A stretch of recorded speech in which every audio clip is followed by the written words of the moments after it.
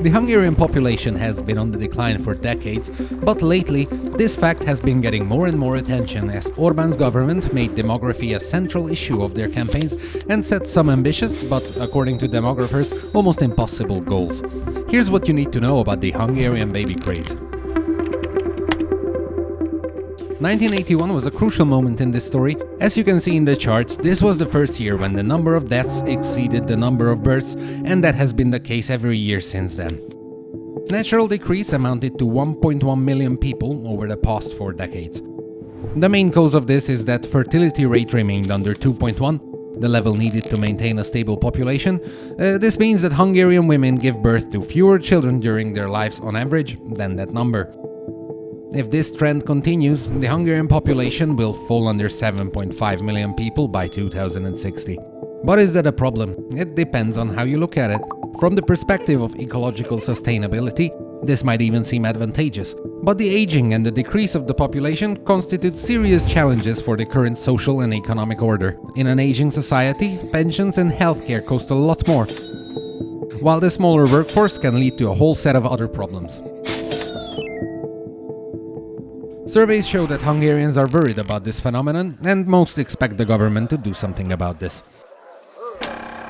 So of course politicians got a whiff of this, and Orbán's governments have been busy announcing one measure after the other aimed at increasing willingness to have children.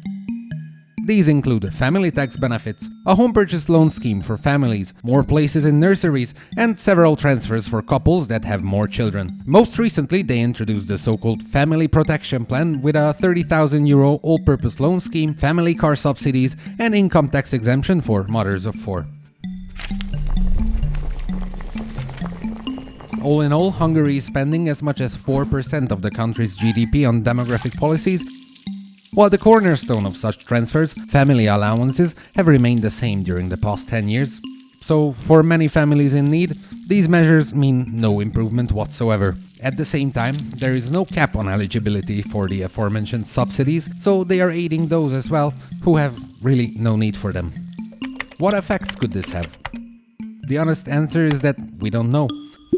First of all, it's a fact that fertility rate went up from 1.25 to 1.5 in the past 8 years, though at the beginning of 2019, after a slight decline, it was closer to 1.4. Still, this is far from the 2.1 target, but Hungary ranks pretty much in the middle in Europe with that number.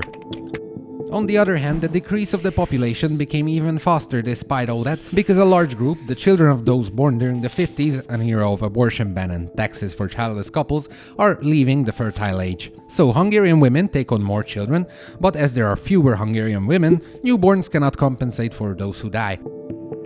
Demographers are also questioning how much this increase in fertility can be attributed to recent government measures. First of all, Fidesz's program targets middle-class families, but regional data shows a spike in fertility rate in the youngest age groups of the poorest areas of Hungary. Secondly, all Central European countries showed similar trends after their democratic transitions. As you can see, Hungary is pretty much following these international trends, albeit with a slight delay.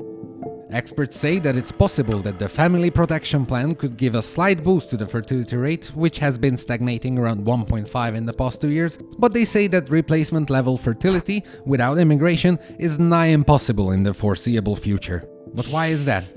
It is because the developed world is simply not heading in that direction. Values have shifted in these societies, partnerships have changed, and the majority of people no longer wish to have large families. Fertility rates are under 2.1 all over Europe, the highest being 1.9 in France. The reason why there could still be room for well-targeted family policies in Hungary is that according to surveys, Hungarian women on average want more children than how many they end up actually having. So if the government can help realize these wishes, the number of children born could indeed be improved. Low fertility rates are not as worrying for countries which do not rule out immigration right from the get-go, as a positive net migration rate could possibly outweigh the natural decrease of the population. This added a little less than 100,000 people to the Hungarian statistics in the past 40 years, who were mostly ethnic Hungarians from territories Hungary lost after World War I.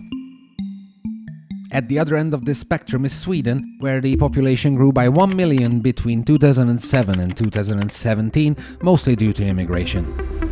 Another effective tool to put a damper on the decrease of population is to reduce mortality rates.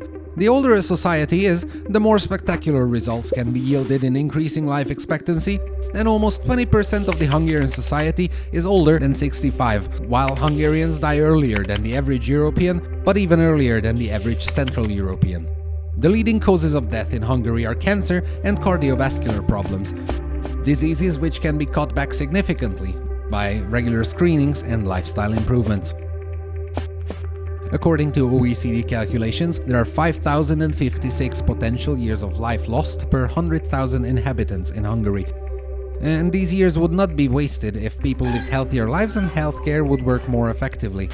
Also, if besides life expectancy, years spent in good health could be improved, people could remain active even in old age, which would increase the workforce and reduce the dependency ratio.